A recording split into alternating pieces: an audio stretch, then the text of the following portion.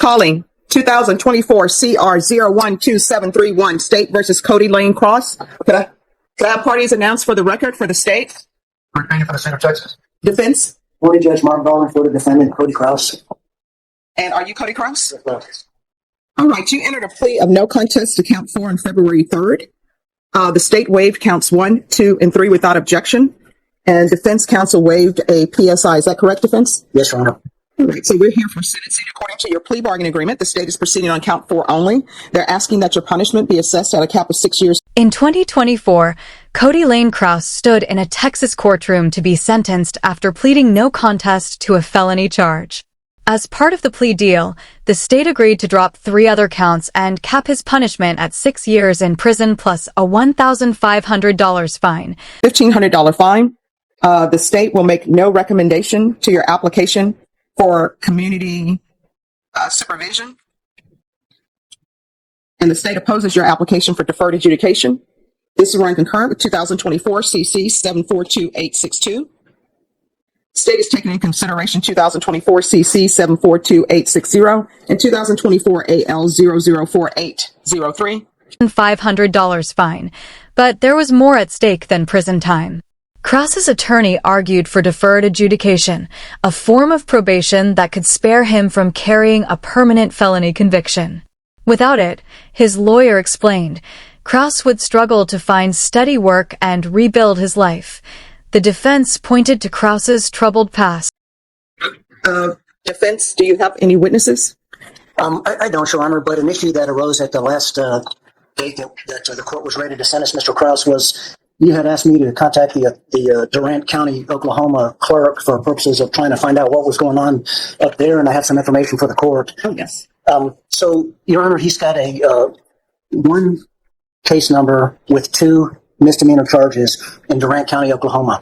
The pending charges include driving under the influence of dangerous drugs and possession of dangerous drugs. So, again, apparently the way they do it up there is 1 case number, but 2 counts, so to speak.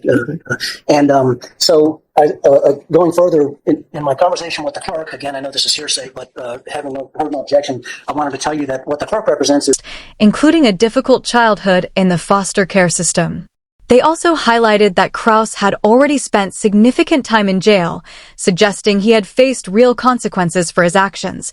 The state, however, reminded the court of Kraus's criminal history, including new drug-related charges in Oklahoma.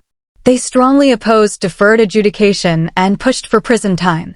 In that regard, if they, just based on my experience for misdemeanors, generally speaking, I find it unusual for one state to go pick up another. But again, that's kind of anecdotal, and I know you know as well as anyone what the likelihood of that is. But in any case, Judge, we're asking that the court grant Mr. Kraus deferred adjudication.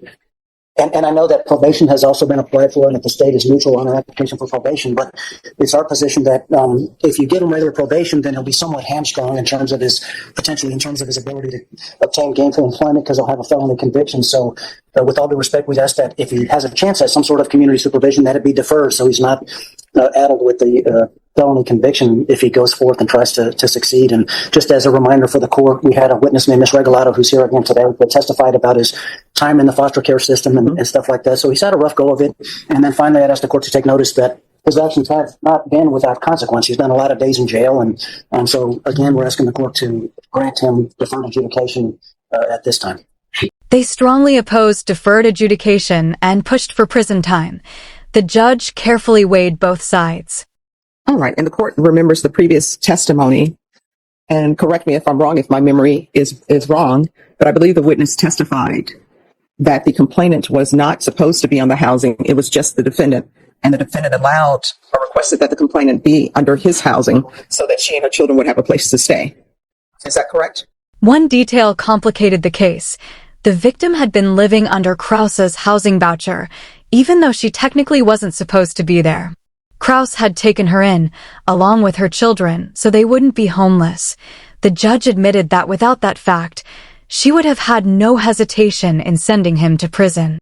But for the fact that this was his housing, and the complainant technically was not supposed to be living under his housing voucher, but he took her in because she had children. If that issue wasn't there, you'd be going to prison. It would not be any. Still, she had to balance his decision to help with the troubling police reports and his record.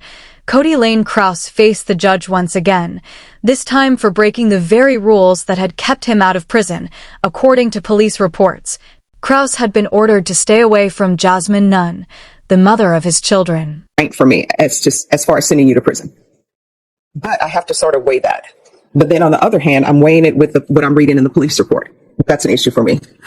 Because what I'm reading in the police report is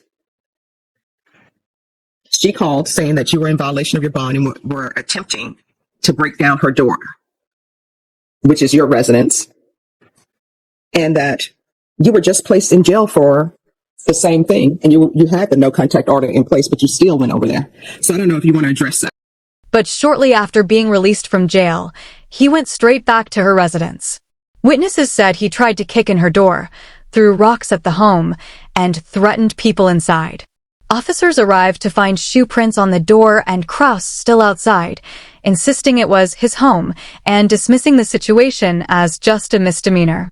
You don't have to. I mean, you waived your right to remain silent by entering into this plea, but if you don't want to address it, you don't have to. But that's my concern. My concern is that you knew you were not supposed to be there. You were just released from jail, and it states, upon my arrival, and this is the police, I identified suspect 1 by asking his name, to which matched the key card, and I placed suspect in handcuffs.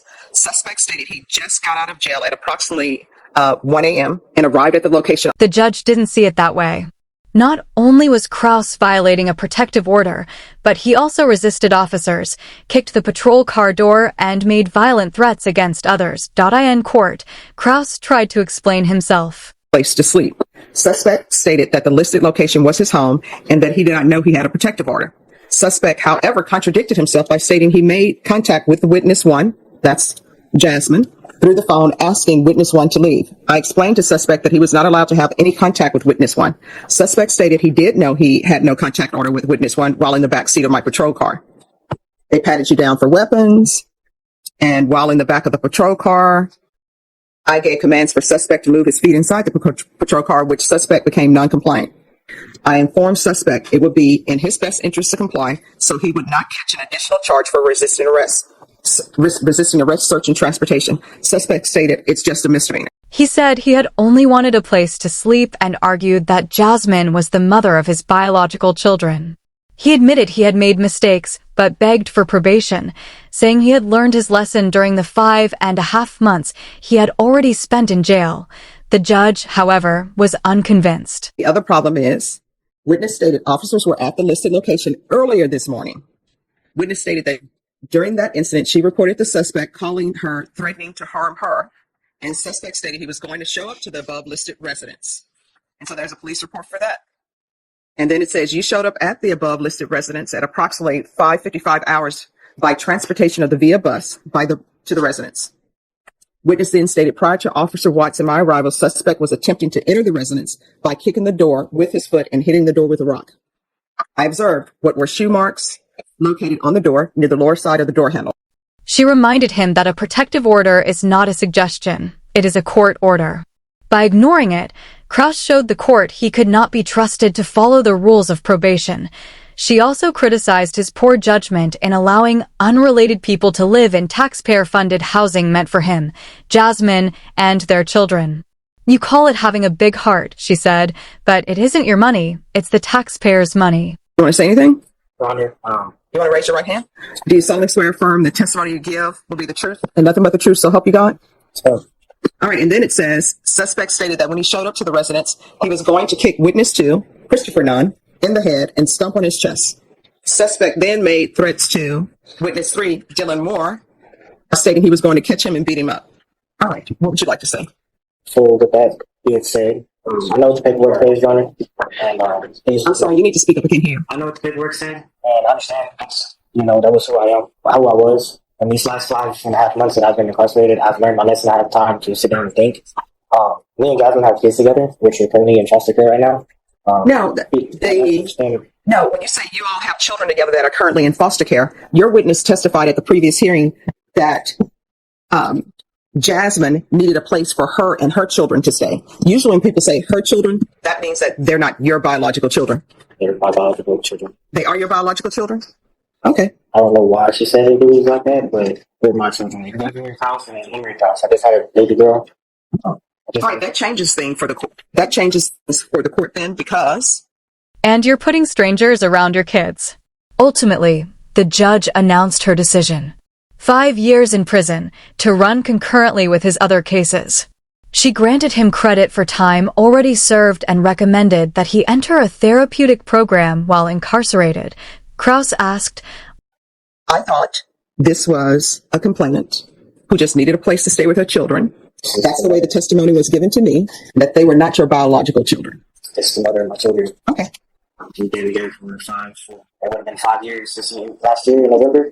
All right, so that means that she should have been under the housing then. She wasn't under the housing, which when she made the statement, calling, she wasn't there for the first 2 months that I was supposed to get a 2-bedroom, 2-bath. It was because I found before I leave the house, I found out my baby mama was cheating on me. You mean the mother of your children? They're my children. She was cheating on me. So we broke things off, and I went off and got the apartment by myself. I eventually got over it, and I forgave her within that 1 month and a half, and I had asked her to come back home because she had my kids out in College Station, and the only reason why I allowed her to come back was because I wanted to be with my kids. My kids are everything to me. They're the reason why I'm not in prison as right now. almost in disbelief, why am I going to prison for breaking into my own apartment? The judge's answer was firm, because when the court tells you where you cannot go and who you cannot see, ignoring that order proves you're unwilling to follow the law. With that, Krause was led out of the courtroom to begin his sentence. Because I should be in prison for a lot more worse things, but I'm not. And because of my children, they all calm. They have made me take this name. I would, I would really like the probation because I really have learned my lesson, Your Honor. I really have. This is a very long 5.5 months that I've been incarcerated, and I really, really, really know that I'm not supposed to contact gas, and that won't be an issue. How long were you in custody before you went to the home trying to kick the door in? 8 days, exact. Okay. And I was still furious because I know for a fact only me and God would know that I didn't do anything to that girl but come home that night from St. Louis from my dad's. So did you threaten her on the phone? No, I did not threaten her. So you stipulated to it. I threatened Dylan because I told him that he was gonna have to at that time he was gonna have to fight with me because because I was allowing him to stay with me. Granted that I have housing that none of them are supposed to be with me, but I'm risking my house to help others, help him. And It's a sad situation that you're allowing random people to stay in a house and you have young children.